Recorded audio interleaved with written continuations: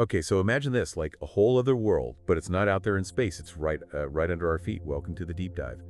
And you've brought us this really cool collection of like sources about this idea of a hollow Earth. It's kind of crazy, right? It is. It's like a world within our world, a secret, hidden world, and maybe even with its own civilization. These interrestrials. It's fascinating how this idea, this terra quaquisma, has like persisted for centuries. Yeah, totally. And you've given us like everything from explanations, I mean, how people think it's actually structured, to like mentions of it in old books, literature, and of course, like, where this idea maybe came from and why some people think it can't be true. So I guess our goal, our mission is to, with your help, look at all this stuff and see what we can figure out, right? Based on all these documents you've given us. Exactly. And where do you think we should start? I mean, this idea of a hollow Earth, there's a lot to unpack there. I think, well, maybe the best place to start is with like the basic idea, right? What do people actually believe when they talk about a hollow Earth? All right, let's get down to basics. So, what are the core beliefs, the fundamental tenets that underpin this captivating idea of a hollow Earth? Okay, so first of all, the big thing is, of course, that the Earth isn't actually a solid ball, right? It's hollow. And inside is this huge, maybe even habitable space, like a whole other world. And the way to get to this world, according to many believers, is through, well, what would you call them? Secret entrances, maybe? Openings at the north and south poles? Right, not the poles we see on maps, but like hidden ones. Some even say they're like guarded, by governments to keep people out. It's like a secret that they're trying to protect. But it's not just those polar openings. There's also like this whole idea of, what was it? A network of tunnels, right? Like a whole system of tunnels running under the earth, connecting different places. Right, it's like a hidden highway system, but underground. Super secret. But the details, they differ depending on who you ask. Some people talk about like a sun inside the earth, a floating sun that keeps the inner world warm and bright all the time, like a tropical paradise, maybe. That's right. And then there's the gravity thing, right? In one of the sources you gave me, they actually mention like a much stronger gravitational pull inside the Earth, like 6.7 G, which is, well, that's a lot more than what we're used to up here. Yeah, I mean, just think about trying to walk around with that kind of gravity. And some people even connect this idea to, things like tectonic plates. They think maybe the Earth is actually expanding, growing from the inside, and that's what causes the plates to move. It's fascinating how they try to tie it into like real world phenomena. But then there's the polar openings again, right? How do they explain how those work? I mean, how can there be openings at the poles? Well, some say it's because, like, gravity works differently at the poles. Like, there's a zone where there's no gravity, and this allows, like, the ocean water to flow from one pole to the other. It's like a giant underwater river, maybe. Like a natural waterway connecting the surface world to the inner world, and maybe even allowing, whatever lives down there to travel back and forth. Of course, scientifically speaking, there's no such thing as a place with zero gravity at the poles, but hey, that's part of the mystery. Yeah. And of course, you can't have a secret this big without a conspiracy, right? I mean, a lot of believers, they say that, like, governments and NASA, even Google Earth, they all know about the hollow Earth, but they're hiding it from everyone. It's like the ultimate cover-up, right? A massive conspiracy to keep the truth hidden. And one of the arguments they often use is, how little we've actually explored the Earth's interior, right? Like they point to the Kola super deep borehole, the deepest hole we've ever dug, which is, what is it, something like 12.3 kilometers deep? That's impressive, sure, but It's barely a scratch, like 0.1% of the Earth's diameter. So they say, look, we haven't even scratched the surface. Literally. How could we be so sure there's not a whole world down there? right. It's a bit like looking at a single grain of sand and saying, well, I've examined this one grain, so I know everything about the entire beach. It's a clever point, but does it really support the hollow Earth theory? Not necessarily. But before we jump into the science of it all, maybe we would look at how this idea has shown up in culture, like in books and stories. You found some really interesting examples. Yeah, it turns out this whole hollow Earth thing, it's been around in literature for, like, ages. And it's not always presented as a literal physical space. Like, even in some ancient religious texts, there's this idea of a world under the earth. Right, like in Paul's letter to the Philippians, where it talks about every knee bowing of those in heaven and on earth and under the earth. Or in the book of Revelation, where it mentions a scroll that no one in heaven or on earth or under the earth could open. But we got to be careful here, right? Because those old texts, they weren't necessarily talking about a hollow earth in the way we think of it now. Like in those times, under the earth often just meant like the realm of the dead or Yeah. burial.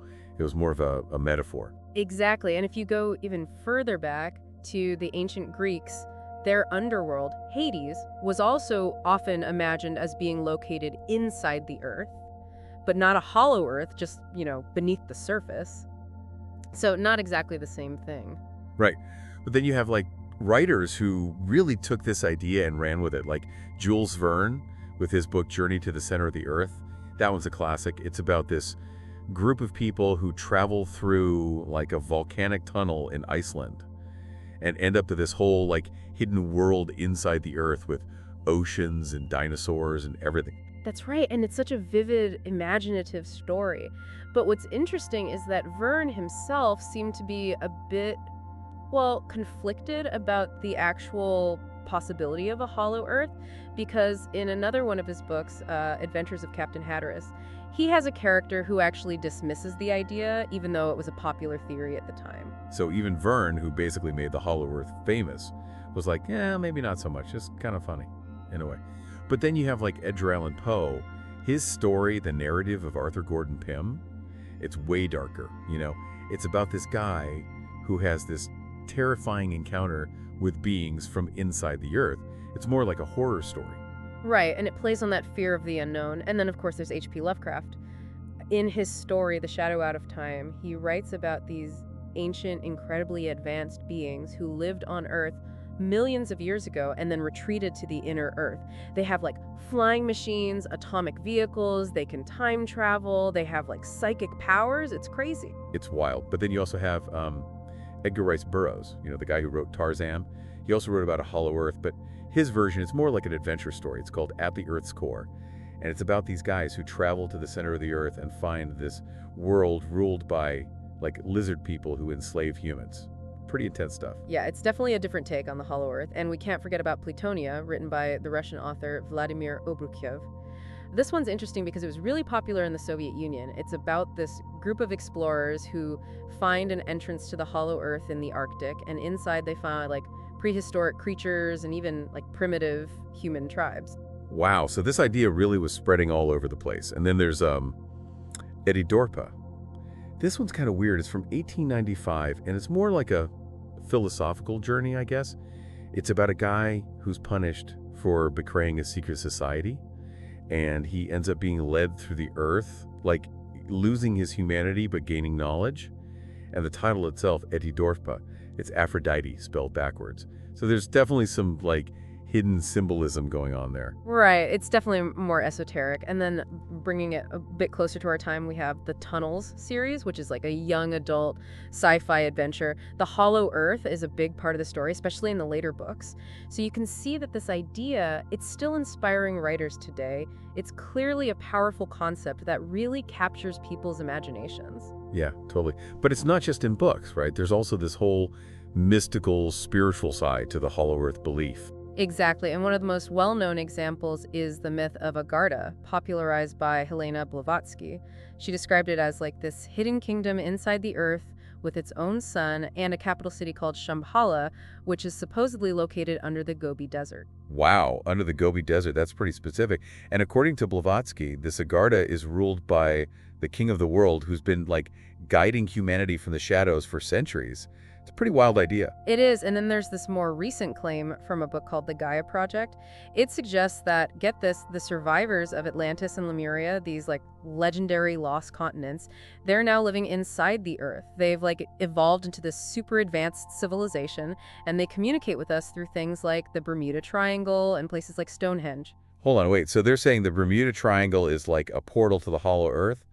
Okay, that's pretty out there. But your source did say this claim needs like more evidence, right? Yeah, it does. And then there's this other theory that ties the hollow Earth to, well, aliens. The idea is that these interrestrials, they're not actually from Earth, they're extraterrestrials who came here a long time ago and decided to live underground. So maybe those UFOs people see, maybe they're not coming from outer space. They're coming from, like, inside the Earth. Okay, that's a new one for me. But, okay, we've talked about all these different ideas about a hollow Earth, from the basic beliefs to the crazy stories. But, like, where did all this even come from? Right, where did this belief actually originate? Well, your source points to a guy named Athanasius Kircher and his book from 1665, Mundus Subterraneus, as maybe one of the first to put forward a formal idea of a hollow Earth. But the guy who really gets the credit for popularizing the modern version of this belief is F. Amadeo Gianni. Jenny, okay. And what did he do? Well, he wrote this book in 1958 called Physical Continuity of the Universe and Worlds Beyond the Poles, a condensation. And in it, he basically lays out his whole theory of a hollow Earth, and he even claims that, get this, Admiral Richard E. Byrd, the famous polar explorer, actually flew into the hollow Earth. No way, Admiral Byrd. Like the guy who flew over the North Pole? That's the one. Giannini claims that Byrd, in February of 1947, not only flew over the North Pole, but he actually flew into a massive opening in the pole and traveled 2,300 miles into the hollow Earth. Wow. And what did he find there? Well, according to Giannini, Byrd saw a living woolly mammoth, like just roaming around near the pole. And then he supposedly met a humanoid being, like an advanced otherworldly being, who gave him a message for humanity about peace and the dangers of war. Wow. And this is all, like, real. Did Byrd write about this in his logbook or something? That's what Giannini claimed. He said Byrd documented all of this in his secret diary, which was hidden from the public. It's a pretty incredible story, right? Yeah, incredible. But is it true? Well, that's where things get tricky, because when you actually dig into Gianni's claims, they start to fall apart pretty quickly. Like, for starters, in February 1947, Byrd wasn't even at the North Pole. He was leading Operation High Jump in Antarctica. That's like the opposite side of the world. Oh, right, Antarctica. So Byrd couldn't have seen a woolly mammoth at the North Pole in February because, well, he was in Antarctica. And besides, isn't February in the Arctic, like, super dark, like 24 hours of darkness? Exactly. It's the middle of winter, so there's no way Byrd could have seen a mammoth in daylight. And another thing, that speech that Giannini claims the humanoid being gave Byrd, it turns out it's taken word for word from the 1937 movie Lost Horizon. Oh, come on. So the whole thing was just made up. Well, a lot of it seems. And to make things even more shaky, when Byrd's real diary was found in 1996, it actually showed that his 1926 North Pole flight, which Giannini seems to have gotten mixed up with the 1947 Antarctic expedition, was probably fake. Like, Byrd's pilot admitted that they didn't actually fly as far as they claimed. So Gianni's whole story is basically based on a bunch of false information and misinterpretations. But wait, what do the Hollow Earth believers say about all this? I mean, they must have some explanation, right? Oh, they do. They say that Gianni's later book, The Worlds Beyond the Poles, was actually written by a secret group they call the Controllers. They claim that this group is trying to discredit the whole Hollow Earth idea by spreading disinformation. So it's a conspiracy within a conspiracy. Classic. But honestly, it seems like Gianni's claims were already pretty out there, even without the controllers involved. And according to your source, some websites have gone even further, adding even more details to Gianni's original story. Like, they say that the Hollow Earth has its own sun, and Byrd was met by flying machines and emissaries from Agartha, and he even met the king and queen of the inner world. Yeah, it's like they took Gianni's story and turned it into a full-blown science fiction epic. But of course, none of this is supported by any actual evidence. And when you look at all of this from a scientific perspective, well, the Hollow Earth idea just doesn't hold up. Right, because science tells us that the Earth is not hollow. It's got layers, right? Like an inner core, an outer core, a mantle, and then the crust. Exactly, and we know this from studying seismic waves, the waves generated by earthquakes. These waves travel through the Earth, and by analyzing how they move, scientists can figure out what the Earth's interior is like. And there's no evidence of any giant empty space in there. And what about the Earth's magnetic field? That's got to be a problem for the Hollow Earth idea, right? Absolutely. The Earth's magnetic field is created by the movement of molten iron in the outer core. A hollow Earth wouldn't have this core, so it wouldn't have a magnetic field. And without a magnetic field, well, Earth would be a very different and much less hospitable place. And didn't you say that gravity itself is a problem for the Hollow Earth idea? Yes, because of gravity, massive objects like planets naturally form into spheres. It's the most stable shape.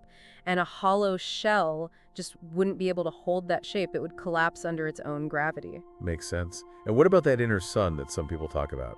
Well, that wouldn't work either because, again, because of gravity, anything inside a hollow sphere, including a sun, would be pulled towards the outer shell. It wouldn't just float in the center. So no inner sun, no magnetic field, no stable structure.